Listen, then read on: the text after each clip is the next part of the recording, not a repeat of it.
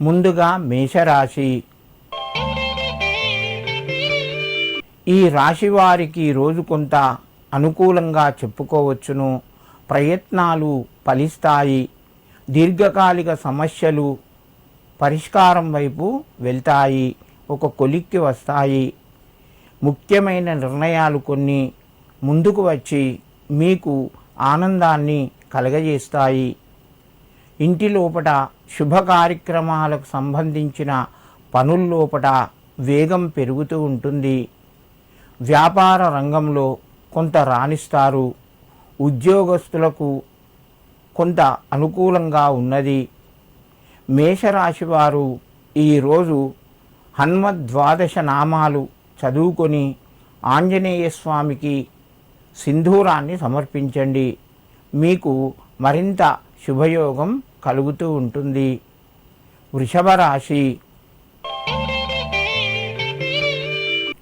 ఈ రాశి వారికి రోజు మధ్యమ స్థాయిగా చెప్పవచ్చును. ప్రయత్నాలు కొంతవరకు ఫలిస్తాయి.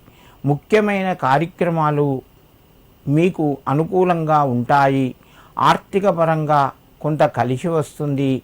వ్యాపార రంగంలో రాణిస్తారు. మిత్రులతోని సంతోషంగా గడుపుతారు.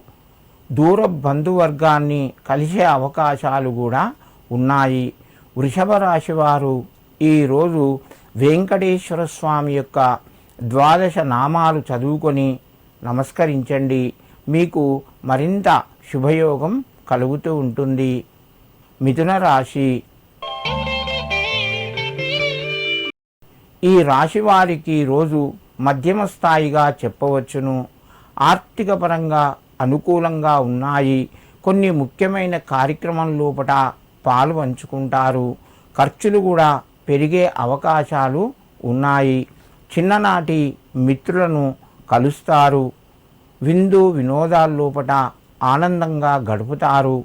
కొత్త పరిచయాలు పెరుగుతాయి.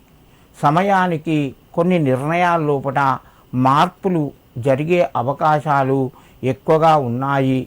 మిథున రాశి వారు ఈరోజు శ్రీ వెంకటేశ్వర స్వామి దేవాలయాన్ని సందర్శించి నమస్కరించండి. మీకు కొంత అనుకూలంగా ఉంటుంది.